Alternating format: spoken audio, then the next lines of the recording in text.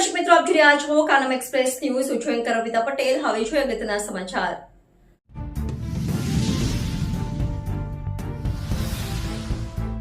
અંકલેશ્વર જીઆઈડીસીમાં રહેતા રાજસ્થાની વેપારીઓનો તળાવમાંથી મૃતદેહ મળ્યો.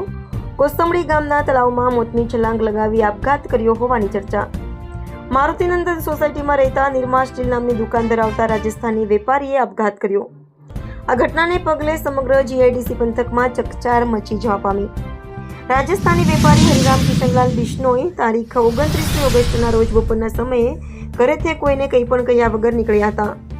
પરિવારજનોએ તેઓની શોધખોળ શરૂ કરી હતી. રાજસ્થાની વેપારીનો મૃતદેહ અંકલેશ્વર તાલુકાના કસમડી ગામમાં તળાવમાંથી મળી આવ્યો.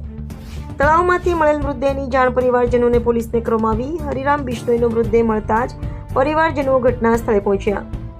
તળાવમાંથી મૃતદેહ મળવાની ઘટનાના પગલે પોલીસ કાફલો ઘટના સ્થળે પહોંચ્યો.